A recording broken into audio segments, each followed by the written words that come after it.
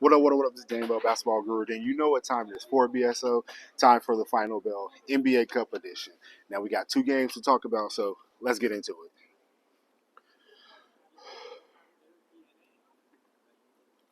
First up, we had the Hawks versus the Bucks on the East side, and it was a little interesting matchup. I mean, two teams that are a little surprising to be here in Vegas for the semifinals. We got the Bucks that are on a little streak. The Hawks are on a little streak. Both have come in a little hot. You got Giannis, who just kept things very simple and just getting downhill because nobody can stop him. You got Trey, kind of transformed his game a little bit to try and make sure everybody eats, and both have had success. And I mean, that one was a little bit of a slugfest early on. Both defenses shined, and then in the second half, Bucks just started hitting threes. That's pretty much, they live by three, they die by three, and they started hitting threes. Dame, AJ Green, their bench was phenomenal defensively. The the Bucks were just really on point. I mean, only Trey got things going for the Hawks. Nobody else really got things going. I mean, guys were around 15, 11, 12, 10.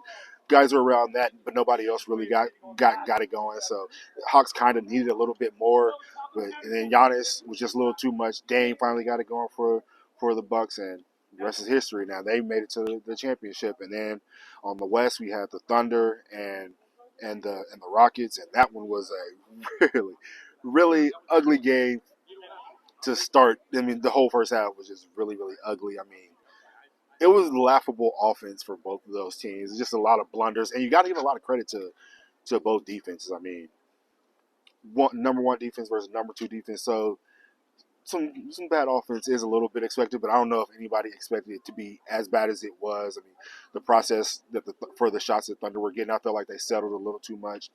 They come down, one pass, throw up a three. Come down, dribble, throw up a three. And then for the Rockets, they just couldn't hit. They really couldn't hit. I did like the way the Rockets were able to navigate through the Thunder defense, but they just couldn't hit anything for the most part. Credit to the Thunder. And then the second half, the Thunder offense just incredible. 70 points on 58% shooting. They started hitting threes, started getting better looks. They started moving the ball around, having player movement, and just did a really good job of just continuing to get good looks and play physical, play tough, play with a little bit of animosity, and that never wavered at all. So when their offense wasn't there, their defense just stayed really good the whole night, and I think that really won them the game because it's easy to play good defense when your offense is going. Everybody feels good, but when the offense is struggling, you got to be really locked in to play really good defense. And I mean, both teams did that in the first half, but in the second half, Thunder did a much better job of staying with that good defense, plus help getting their offense going. So it's going to be the Bucks, it's going to be the Thunder in the championship game here in Vegas Tuesday night, and I'm really intrigued by this matchup because on one side you got Giannis, who I just mentioned is kept things simple, getting downhill, not too many jump shots for him because he knows he's bigger, stronger, faster than every single person in the NBA.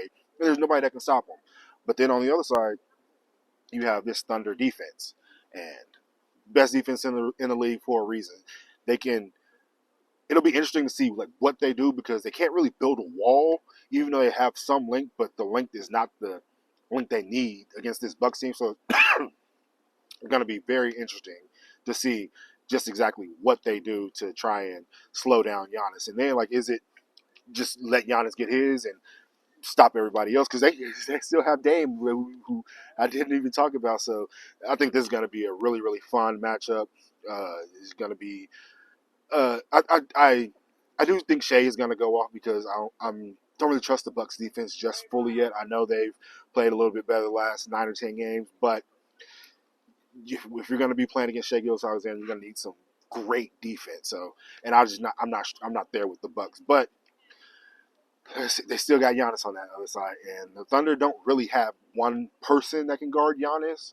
So, very interested to see who's the guy. Is it Lou?